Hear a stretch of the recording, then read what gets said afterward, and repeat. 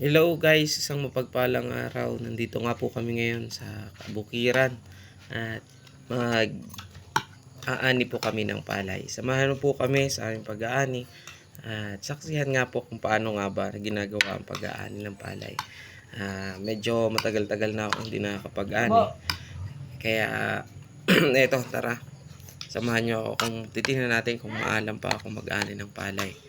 Medyo nga nakakapanibago kasi ay bukod sa mainit ang araw ngayong araw, yung palay na aanihin namin, hindi masyadong maganda yung bunga. Pero okay lang yan. Ang mahalaga ay makapag-ani tayo ng palay ngayong araw. Sige, tara. Medyo masukal yung gilid ng palayan. Hindi masyadong na linisan siguro ng may-ari. At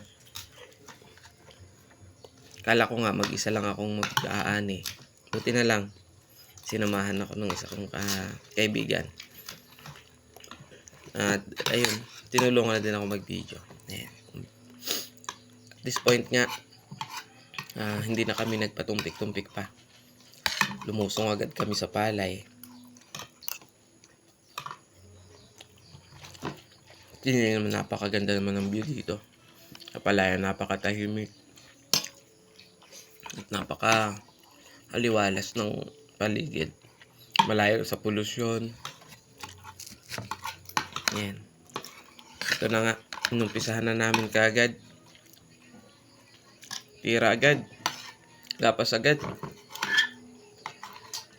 Medyo naninibago pa siguro yung kasamahan ko. Talagang pinipili pang masyado ang palay.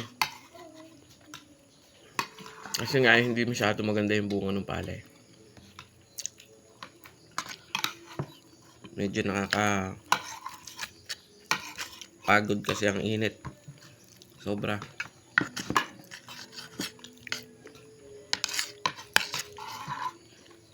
Tapos ay, ang kagandahan lang dito, tuyo yung tuyo yung lupa. Hindi siya maputik. Kaya hindi nakakapagod masyado. Kasi hindi nakabaon yung paa.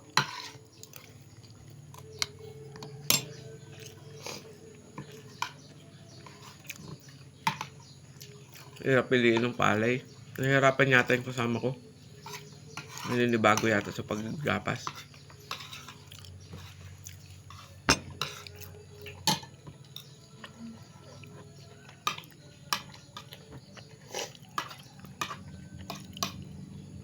At ngayon naman, ako naman, tataray ko naman. Yung gagapas. Mag-aani pala. Ano bang tawag sa inyo nung pag-aani ng palay? Sa amin kasi, ang tawag yan pagagapas. Ayan. Ako naman, tinry ko. Paano?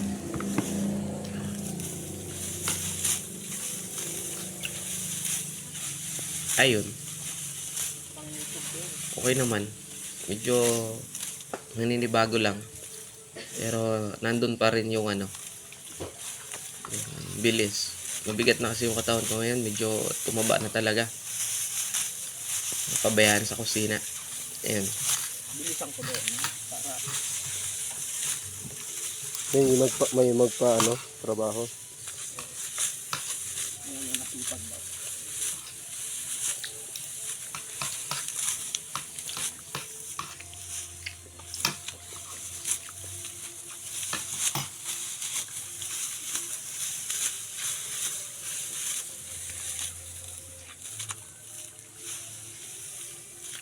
Ano ka naman? Ito, pagod ka to. Para kita ko ano ka din.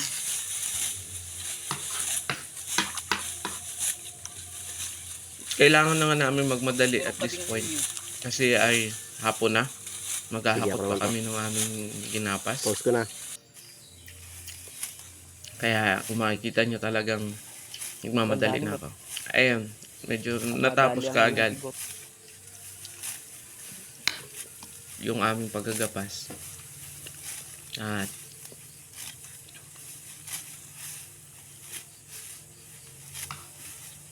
umpisahan na namin maya-maya yung paghahakot. Itatalapok na namin siya. Pwede na ito mag-asawa. Medyo Alam nakakapagod mo, na this time kasi hapon na. Maghapon na kami nagagapas. Kaya medyo mabagal na talagang kumilos yung kasamahan ko. Sige.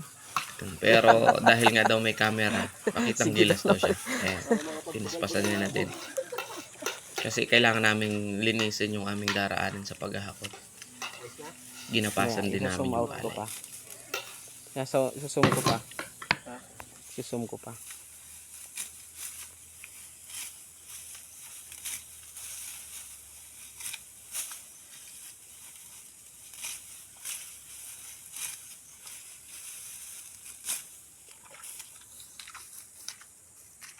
Yeah, ayos na. Ayan, andito na nga kami. Naghakot na kami ng palay. Nagtipo na kami ng mga palay. Kasi titimbo na namin siya. Kaya medyo nagmamadali na. Hapon na eh. Aabutin na din kami ng ulan. Maghapon na kami naggapas sa initan. Tapos ay aabutin kami ng ulan. Kaya medyo nagmamadali kami.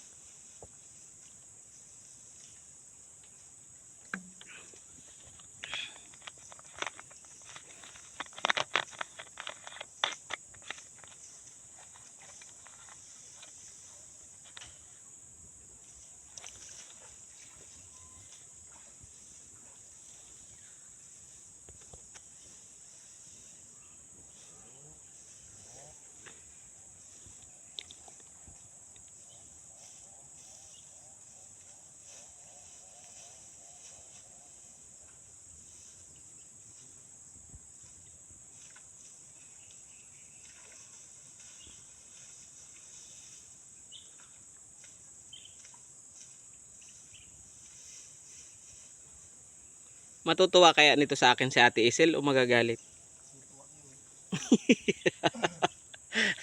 Baka yun magalit.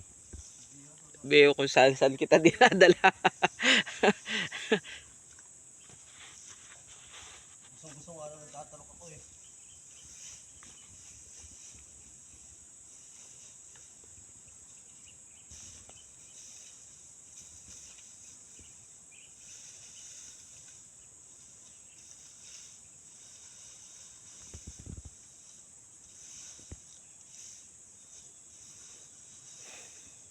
Kaunti na lang oh. 2 pasaan na lang ay. Kung nakapagpasaan na nga ako, ayos na eh. Sumaba pa.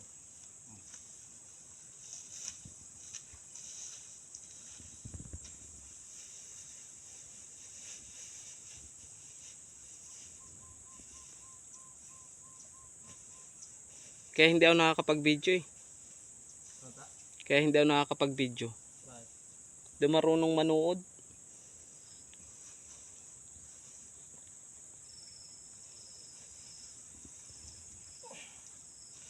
Alam mo na ang patong yan doon ano?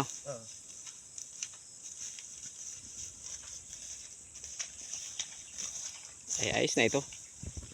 Mahaba na. Okay.